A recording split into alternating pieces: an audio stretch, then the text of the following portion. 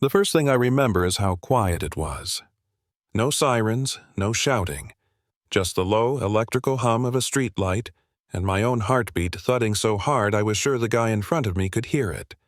The muzzle of his pistol sat dead center on my forehead, steady as a ruler, and in that second I understood something very clearly. This wasn't about law. This wasn't even about fear. This was about control.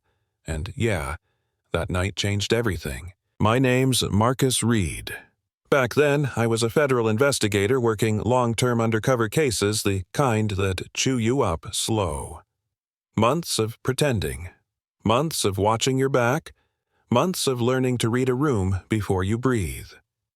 That night, we'd finally shut down a trafficking operation that had poisoned half a city. Arrests were made headlines, written congratulations exchanged. I should have been at my desk filing reports, or better yet home with my wife Maya, who always waited up even when she said she wouldn't.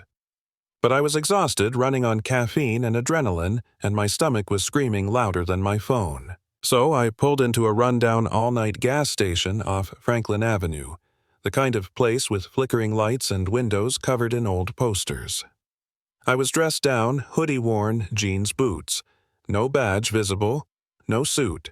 Just a tired guy in a dark sedan with tinted windows. I knew how it looked. I always knew how it looked. Being aware of that was part of my survival kit, you know what I mean? I grabbed a bottle of water, nodded at the clerk, paid cash.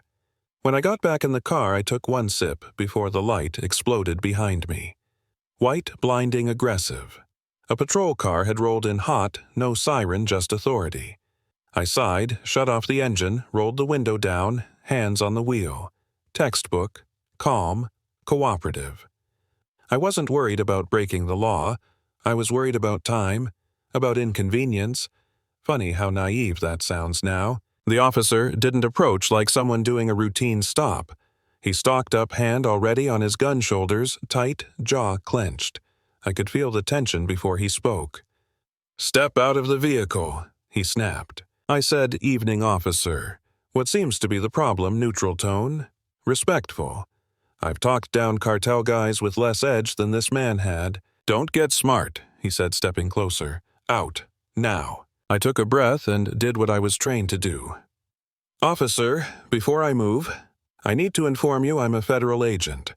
My credentials are on my belt, my weapon is secured on my left side. I can retrieve my ID slowly, if you'd like." The word weapon flipped a switch in him. His gun was out in a heartbeat, arm-locked barrel inches from my face. "Don't move," he yelled, voice cracking. "I swear to God I'll drop you right here." Time slowed. My thoughts went sharp and cold. Training took over. I lowered my voice, softened it. "My hands are on the wheel. I'm not moving. Please look at my hands." He was breathing hard, eyes wide, pupils blown. He wasn't listening. He was narrating a story in his own head, and in that story, I was already guilty. He barked orders that contradicted each other. "Don't move. Get out. Freeze. Undo your seatbelt." Every command was a trap. One wrong move and the report would say I reached. At one point, he jammed the muzzle into my temple. Hard. A flash of pain. That was the moment I realized this wasn't a misunderstanding. This was a power trip spiraling out of control. I made a decision. Staying in the car felt like waiting to be executed. I announced every move like I was reading a script. I'm unbuckling my seatbelt with my left hand. My fingers moved like they were underwater. He screamed at me to hurry up and slow down at the same time. When I stepped out, he backed up, gun still trained on me like my height alone was a threat. On the ground. Face down. I complied. Asphalt pressed into my cheek, cold and gritty. My hands went behind my head. I repeated who I was, repeated where my badge was, repeated that he needed to check. He didn't. He kicked my legs apart, wrenched my arm back, slapped on cuffs. The pain was sharp but manageable.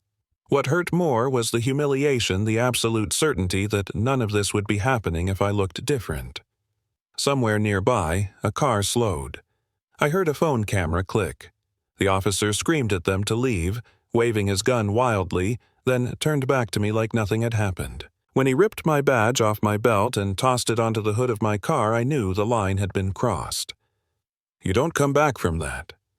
He looked at it for half a second, saw it was real, and decided to deny reality instead of his own mistake. Then the cavalry arrived.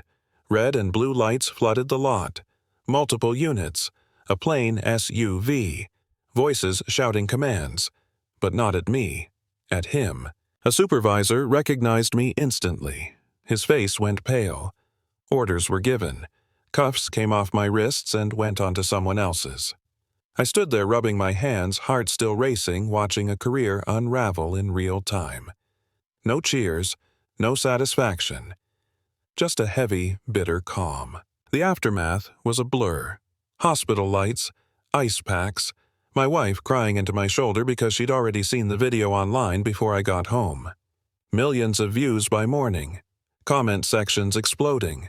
Some people calling it justice, others calling it overblown. Same old divide. The case went federal. Charges stuck. Body cam witness video prior complaints. Patterns emerged. This wasn't a bad night. It was a bad mindset that finally met consequences. I testified months later. Sat in a courtroom, looked across at a man who couldn't meet my eyes. When the prosecutor asked if I feared for my life, I didn't hesitate. I told them the truth. I'd been in rooms with violent criminals who wanted money leverage, something negotiable. That night, I faced someone who just wanted to feel powerful. You can't bargain with that. The verdict came down guilty on all counts. People asked me afterward how it felt, like winning. Maybe it didn't. It felt necessary. Like a door closing that should have been shut a long time ago. Life moved on. I got promoted.